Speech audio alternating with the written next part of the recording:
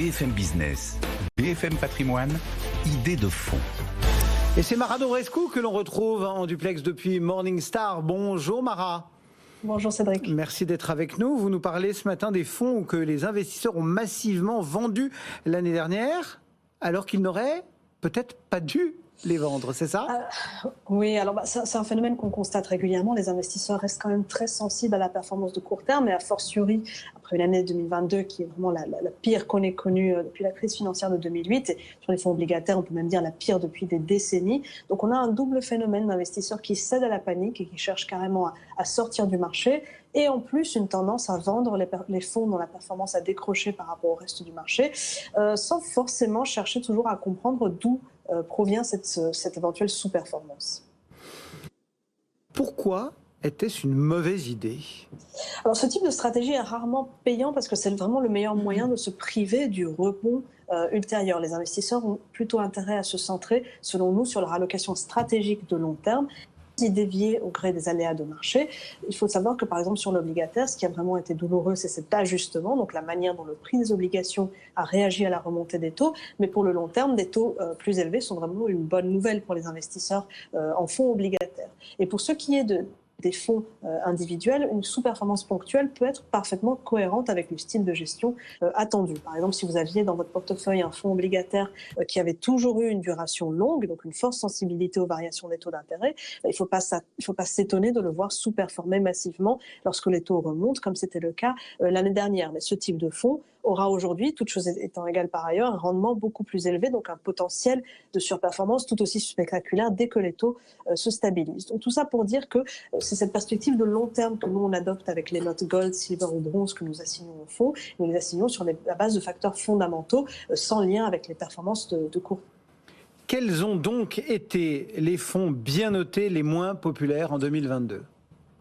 Alors dans le top 5 des fonds notés les moins populaires, on retrouve tout d'abord le fonds PIMCO GIS Income. C'est un fonds d'obligations américaines qui combine crédit, obligations titrisées comme les asset-backed securities, les mortgage-backed securities, tout ça dans une optique de rendement. Là, on a des flux sortants de plus de 6 milliards d'euros l'année dernière qui semblent plutôt refléter le sentiment de marché des investisseurs plutôt qu'un désintérêt pour ce fonds en particulier, puisque par rapport à ses concurrents, le fonds PIMCO Income, c'est finalement pas trop mal sorti.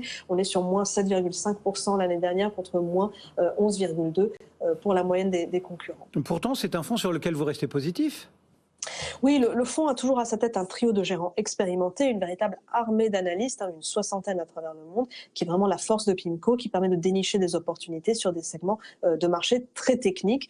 L'historique de performance est de très bonne facture et c'est un fonds qui reste noté silver par nos analystes. Parmi les autres fonds délaissés l'année dernière, on peut aussi citer le BGF Euro Short Duration Bond, un fonds noté silver qui a perdu environ 2,4 milliards d'euros. Un peu plus surprenant parce que les fonds à duration courte ont même plutôt collecté l'année dernière face aux craintes de remontée des taux, mais ce fonds-là a un peu souffert car il avait un biais vers les obligations privées qui ont subi de plein fouet l'écartement des spreads. Donc là encore, malgré la sous-performance, on reste confiant parce que c'est une équipe vraiment très chevronnée à la tête du fonds, avec un gérant vétéran, Michael Krautsberger, et c'est un petit accident de parcours qui pour nous n'entame pas les perspectives de long terme du fonds. Alors là, beaucoup d'éléments sur de l'obligataire et du côté action.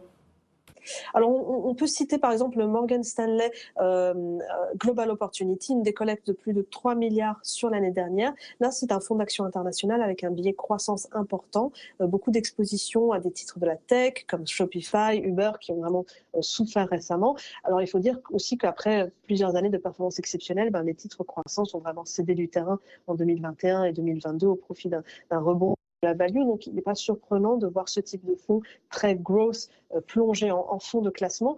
Pour nous, il reste cependant un choix très solide pour les investisseurs qui veulent des actions internationales de croissance. Il a un gérant expérimenté qui a vraiment fait ses preuves sur le long terme et c'est un fonds qui a conservé sa note rose. Merci beaucoup Mara Dobrescu et Morningstar qui nous accompagnent chaque vendredi matin pour quelques idées de fonds.